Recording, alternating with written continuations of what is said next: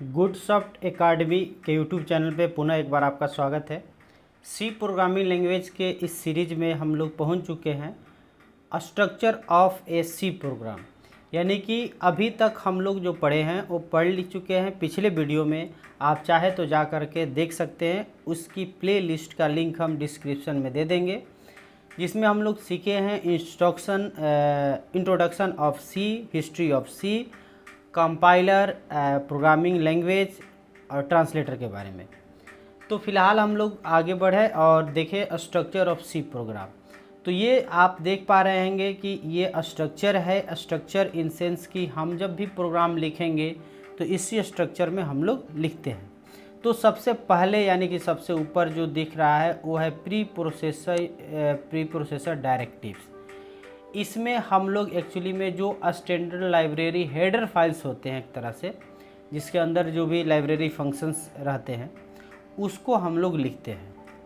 जैसे हम लोग कह सकते हैं आपका प्री प्रोसेसर डायरेक्टिव के रूप में #include stdio.h, ये जो हम लोग सी में लिखते हैं ये आपका प्री प्रोसेसर डायरेक्टिव्स है। या #include conio.h, #include math.h, या जो भी हेडर फाइल हम लोग यूज करते हैं उसको प्री प्रोसेसर डायरेक्टिव कहते हैं।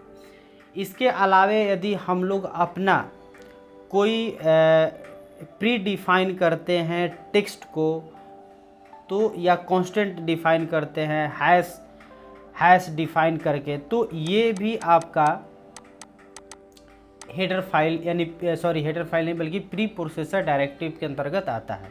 तो सबसे ऊपर हम लोग हेडर फाइल लिखते हैं यानी प्री प्रोसेसर डायरेक्टिव लिखते हैं। उसके बाद अब आ जाते हैं फंक्शन प्रोटोटाइप। ये ऑप्शनल इसलिए है कि जब हम फंक्शन क्रिएट करेंगे तो जो भी फंक्शन हम क्रिएट करेंगे उस फंक्शन का हमें प्रोटोटाइप देना होता है।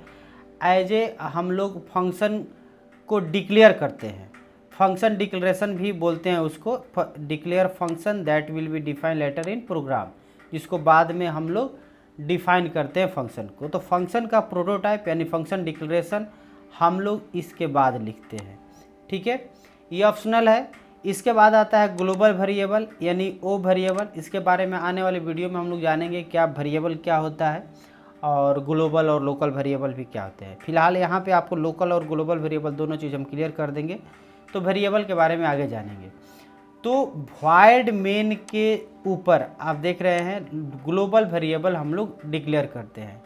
ये वो वेरिएबल है जिसे एक्सेस किया जाता है प्रोग्राम में कहीं से भी, किसी भी आप फंक्शंस के अंदर से, या किसी भी आप जो भी फंक्शन कॉल किया गया है या कोई मल्टीपल फंक्शंस है तो उसमें से भी आप इसको यूज कर सकते हैं। यानी कि ये ग्लोबली रहता है प्रेजेंट, ये लोकली नहीं है, ये ग्लोबली है और कोई भी इसको किसी भी फंक्शन से एक्सेस किया जा सकता है। कहने का मतलब ये है हमारा कि जैसे हमने इंट नम ले लिया, अब ये वेरिएबल मेन के अंदर भी यूज कर सकते हैं, मेन फंक्शन के अंदर, या कोई फंक्शन बना है बाहर में जैसे मान के लिए कि वॉइड सम और ये फंक्शन बनाया है तो इसके अंदर भी हम लोग नम यूज कर सकते हैं। क्योंकि ये ग्लोबल वेरिएबल है तो इसके अंदर भी यूज किया जा सकता है और इस फंक्शन में भी इसको जाना जाएगा नम वेरिएबल के रूप में। तो ग्लोबल वेरिएबल यानी कि हर जगह से आपका एक्सेस हो जाएगा पूरे प्रोग्राम में कहीं से भी। इसके बाद मेन फंक्शन होता है। देखिए कोई भी सी प्रोग्राम में कम से कम एक मेन फंक्शन तो होना कंपलसरी है, और यदि उस प्रोग्राम में एक ही फंक्शन है तो डेफिनेटली मेन फंक्शन है।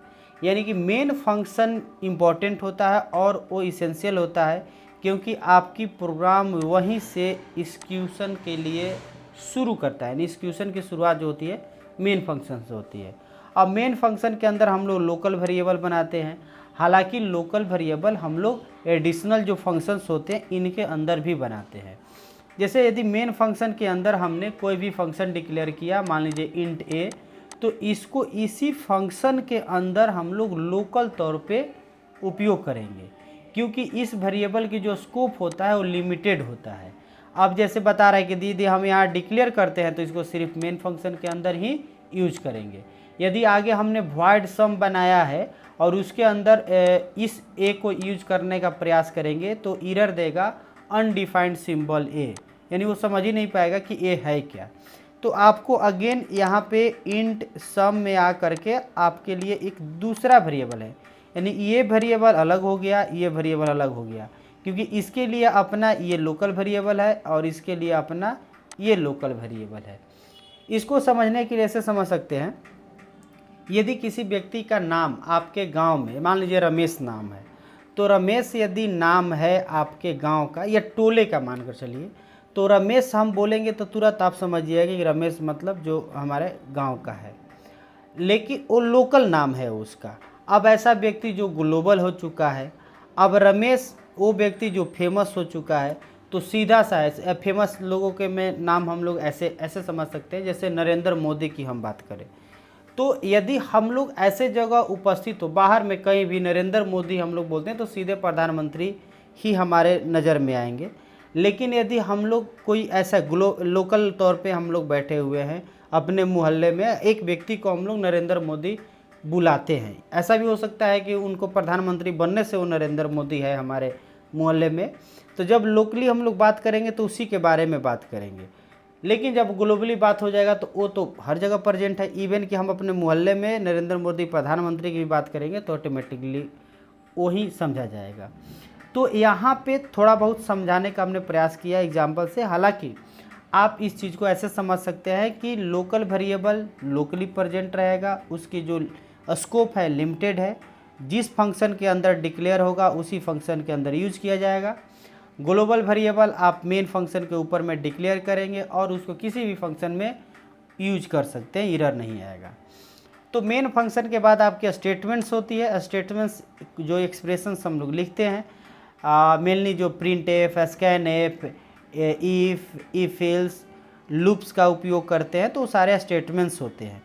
तो वो सारे जो स्टेटमेंट जो आपके टास्क को परफॉर्म करते हैं, कैलकुलेशंस को परफॉर्म करते हैं, उसको आप लिखते हैं मेन फंक्शन के अंदर, यानी कि लोकल वेरिएबल जब डिक्लेयर करते हैं उसके बाद। यदि आपके फंक्शन में मेन फंक्शन में यानी प्रोग्राम में और भी फंक्शंस है तो फंक्शंस कॉल होंगे, यानी फंक्शन को कॉल किया जाएगा, तो वो आप करेंगे इसी मेन फंक्शन के अंदर। इसके बाद रिटर्न स्टेटमेंट आपको यहाँ देना होगा। मेनली यदि आप इंट मेन लिखे हुए हैं, जैसे मान के चलिए इंट मेन लिखना है, जैसे आप VS कोड में रन करा रहे हैं तो इंट मेन लिखना है कंपलसरी होता है, तो आपको यहाँ पे रिटर्न 0 करना पड़ता है। वहीं टर्बो C++ में कर रहे हैं तो फिर कोई ज़रूरत नहीं है, मैंने इस पर भी वीडियो बनाए हुए हैं कि सी प्रोग्राम में आप सी प्रोग्राम या C++ आप कैसे एक्सिक्यूट कराएंगे, टर्बो C को डाउनलोड करना इंस्टॉल करना बताया है। VS कोड में C++ को डाउनलोड और इंस्टॉल करना बताए हुए हैं। उसकी पूरे की आपका एक प्ले लिस्ट है पूरे प्रोग्राम का, उसका लिंक हम डिस्क्रिप्शन में दे देंगे, आप ज़रूर एक बार देख लेंगे। इसके बाद यानी मेन यहाँ स्टार्ट हुआ और यहाँ पे बंद हो गया। अब बाहर हम लोग क्या करते हैं कि ये जो है एडिशनल फंक्शंस होते हैं और फंक्शन का एक तरह से डिफिनीसन हम लोग देते हैं, जिसकी प्रोटोटाइप या फंक्शन डिक्लेरेशन पहले हम लोग मेन के ऊपर दिए हुए हैं। यानी कि फंक्शन जो भी, जैसे मान के लिए हमने यहाँ पे फंक्शन कॉल किया तो फंक्शन का डेफिनेशन सम है, तो मेन के बाहर हम लोग इजीली डिफाइन करते हैं। तो ये बेसिक स्ट्रक्चर होता है सी प्रोग्राम का, और इसमें लगभग सारे जो पॉइंट्स होते हैं उसको हमने मेंशन करने का प्रयास किया है। अब एग्जांपल के लिए एक हम लोग देख लेते हैं यहाँ पे प्रोग्राम बना करके। जैसे हमको एक सिंपल मान के चलिए हमको प्रोग्राम बनाना है, program to print hello C world, यानी कि सी की दुनिया को हेलो वर्ल्ड के रूप में इसे हमें प्रिंट कराना है। तो हम क्या करेंगे भाई, देखिए कहाँ पहुँच गए हम लोग, यहाँ पे हमको रहना है। तो program to print hello C world, तो इसके लिए सबसे पहला चीज़ जो है वो है प्री प्रोसेसर डायरेक्टिव, यानी हैश इंक्लूड stdio.h।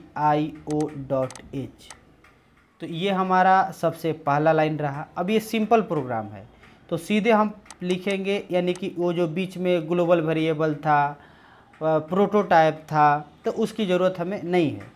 तो सीधे हम इंट मेन शुरू करते हैं और इसको हमने कर लिया स्टार्ट। अब हमको सिर्फ एक मैसेज प्रिंट कराना है, इसलिए हमें किसी तरह की वेरिएबल की भी डिक्लेयर नहीं है। तो सीधे हम फंक्शन यूज़ करते हैं, लाइब्रेरी फंक्शन, और यहाँ लिखते हैं हेलो सी वर्ल्ड। ठीक है जी।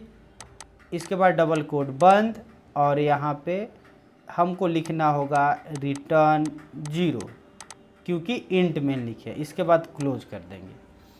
तो यहाँ पे आप देख सकते हैं कि ये जो प्रोग्राम है मेनली 6 लाइन का, तो इसमें हम लोग हेलो वर्ल्ड प्रिंट करा रहे हैं, और ये एक आपका स्ट्रक्चर है, बेसिक स्ट्रक्चर है आपके सी प्रोग्राम के लिए। आगे जब हम लोग फंक्शंस बनाएंगे, इसके बाद वेरिएबल यूज करेंगे, तो उसको डिक्लेयर करेंगे, तो बाकी जो भी स्ट्रक्चर में आप पॉइंट देख रहे थे, ये तमाम चीज़ें यहाँ पे आएगा। तो उम्मीद है कि ये जो आपका वीडियो है आपके लिए हेल्पफुल साबित हुआ होगा। इस चीज़ को आप समझे होंगे कि एक्चुअली में स्ट्रक्चर क्या होते हैं सी प्रोग्राम के लिए, और आगे जो भी वीडियो आने वाले हैं जो सी प्रोग्रामिंग पे आधारित है, सी प्रोग्रामिंग के लिए है, तो वो चीज़ आपकी और भी उसको समझने में ये हेल्पफुल साबित होगा। तो फ़िलहाल इस वीडियो में इतना ही, मिलते हैं अगले वीडियो में। और यदि आप पहली बार हमारे चैनल पर आए हैं, इस वीडियो को देख रहे हैं, तो आपसे एक अनुरोध, आप चैनल को सब्सक्राइब करके बेल आइकन दबा दीजिएगा, और आपको पसंद आया होगा तो ज़रूर इसको लाइक कीजिएगा। और आपके पास कोई भी क्वेश्चन, डाउट या सजेशन हो तो ज़रूर कमेंट बॉक्स में बताने का कष्ट कीजिएगा। धन्यवाद।